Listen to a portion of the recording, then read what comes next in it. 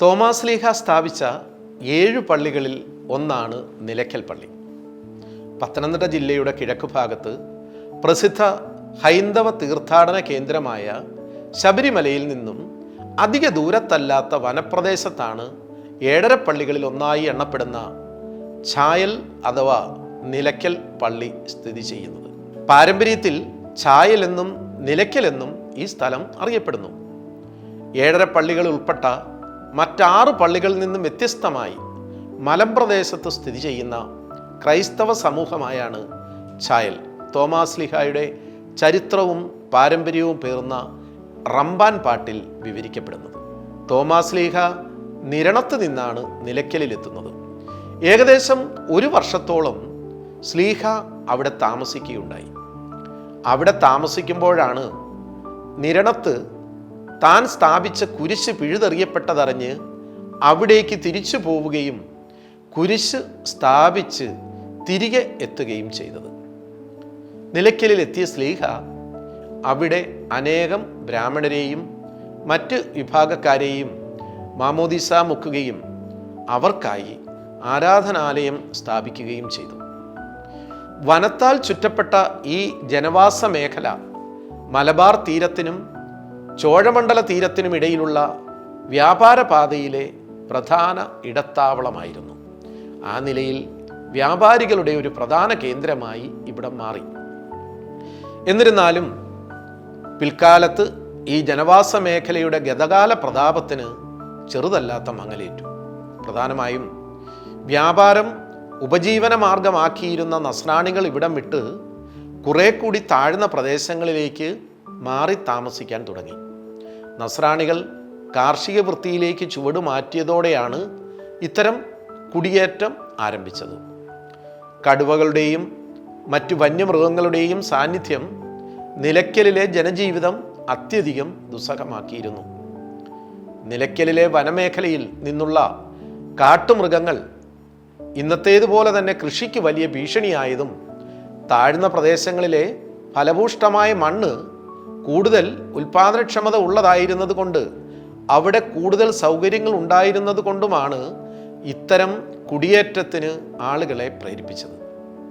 പാണ്ഡ്യരാജാവുമായുള്ള അവരുടെ വാണിജ്യ ബന്ധത്തിലെ വിള്ളലുകൾ അവരുടെ മുൻ ധനാഗമ മാർഗങ്ങൾ നഷ്ടപ്പെടുത്തുകയും അവരുടെ പൈതൃക ദേശം ഉപേക്ഷിച്ചു പോകാൻ അവരെ നിർബന്ധിക്കുകയും ചെയ്തു എന്നാണ് വിശ്വസിക്കപ്പെടുന്നത്. നിലയ്ക്കലെ വനത്തിനുള്ളിൽ തോമാസ് ലീഹായാൽ സ്ഥാപിതമായ പള്ളിയുടെ അവശിഷ്ട ഭാഗത്തിൽ ക്രൈസ്തവർ അവകാശമുന്നയിച്ചപ്പോൾ സർക്കാർ നൽകിയ സ്ഥലത്ത് 1984 പണി കഴിപ്പിച്ചതാണ് ഇന്ന് നിലയ്ക്കലിലുള്ള സെൻറ് തോമസ് എക്യുമേനിക്കൽ പള്ളി. ഈ പള്ളി സ്ഥാപനം പാരമ്പര്യത്തിൻ്റെ സ്മരണ ഇവിടെ നിലനിർത്തുന്നു. ഇതൊഴിച്ചാൽ നിലയ്ക്കൽ അവഗണിക്കപ്പെട്ട ഒരു പ്രദേശമായി മാറിയിട്ടുണ്ട്. ഘോരവനത്തിൽ മാർത്തോമാസ് ലീഹയുടെ പാരമ്പര്യ അവശിഷ്ടങ്ങൾ നശിപ്പിക്കപ്പെട്ടു. കാട് മൂടിക്കിടന്ന ഈ പ്രദേശം അവഗണിക്കപ്പെടാനുള്ള പ്രധാന കാരണം വക്രപ്പുലികളുടെയും പെരുമ്പാറ്റകളുടെയും ശല്യമാണെന്നാണ് പറയുന്നത്. വക്രപ്പുലികൾ എന്നുദ്ദേശിച്ചത് കൊള്ളക്കാരെയും കൊലയാളികളായവരെയും ഉദ്ദേശിച്ചായിരുന്നിരിക്കാം. എന്നാൽ ഫക്രുദ്ദീൻ, പോലിഗർ എന്നീ മുഹമ്മദീയ ആക്രമണകാരികളെയാണ് ഇതുകൊണ്ട് ഉദ്ദേശിച്ചിരുന്നതെന്നും ചിലയിടങ്ങളിൽ പറയുന്നുണ്ട്. നിലയ്ക്കലിൽ നിന്നും കുടിയേറിപ്പോയവർ കാഞ്ഞിരപ്പള്ളി, വടശ്ശേരിക്കര, എരുമേലി, ചോറ്റി, റാന്നി തുടങ്ങിയ സ്ഥലങ്ങളിൽ ചെന്ന് താമസിച്ച് അവരുടെ വിശ്വാസ പാരമ്പര്യം തുടർന്നു പോന്നു. നിലയ്ക്കലിൽ നിന്ന് കുടിയിറങ്ങി വലിയ വിഭാഗം ആളുകൾ ചെന്ന് പാർത്തത് കാഞ്ഞിരപ്പള്ളി എന്ന സ്ഥലത്താണ്. പ്രദേശത്തെ ഏറ്റവും പുരാതനമായ പള്ളി നിലവിലുള്ളത് ഇവിടെയാണ്. ഇന്ന് നിലവിലുള്ള നിലയ്ക്കൽ പള്ളിയിലുള്ള കുരിശ് 14-ാം നൂറ്റാണ്ടിൽ കാഞ്ഞിരപ്പള്ളിയിലേക്ക് കുടിയേറിയ വലിയ വീട്ടിൽ കുടുംബത്തിൽ നിന്നും കൊണ്ടുവന്ന് സ്ഥാപിച്ചിട്ടുള്ളതാകുന്നു.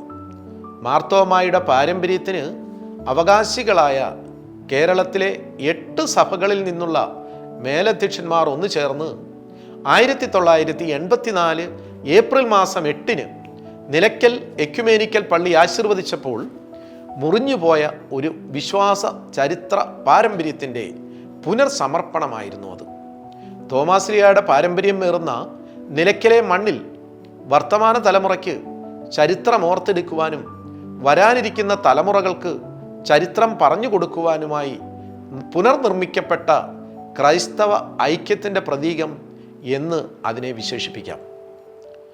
പത്തനംതിട്ട ജില്ലയിൽ നിലയ്ക്കൽ ആങ്ങാമൂഴി പ്രദേശത്ത് സ്ഥിതി ചെയ്യുന്ന ക്രൈസ്തവ തീർത്ഥാടന കേന്ദ്രമാണ് നിലയ്ക്കൽ എക്യുമേനിക്കൽ പള്ളി. ഇതിൻ്റെ പേര് സൂചിപ്പിക്കുന്നത് പോലെ വിവിധ സഭകൾക്ക് ഭരണ പങ്കാളിത്തമുള്ള ഒരു ദേവാലയമാണിത്.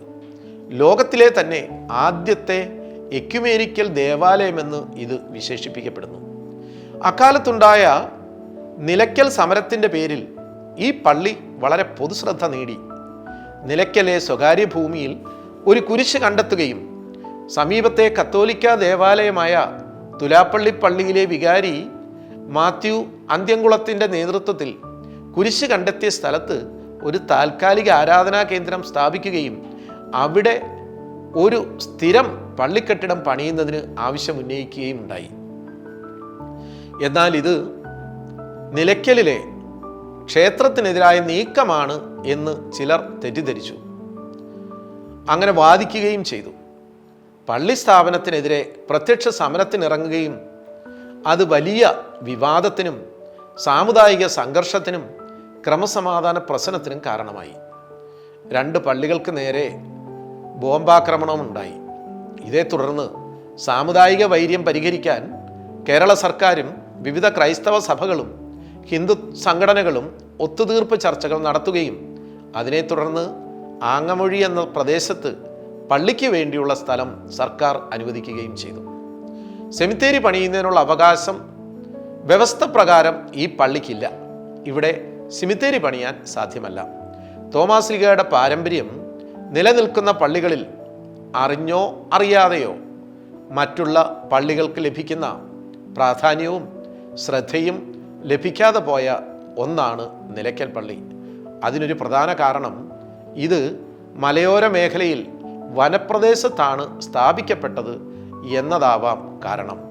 എന്നിരുന്നാലും ഓർമ്മ പുതുക്കലിൽ ഒരു എക്യുമേനിക്കൽ ദേവാലയം ഇവിടെ സ്ഥിതി ചെയ്യുന്നത് കൊണ്ട് മാർത്തോമാശ്ലീഹ സ്ഥാപിച്ച 7 പള്ളികളിൽ ഒന്നായി ഇന്നും വിശ്വാസികളുടെ ഹൃദയത്തിൽ അത് ജ്വലിച്ചു നിൽക്കുന്നു.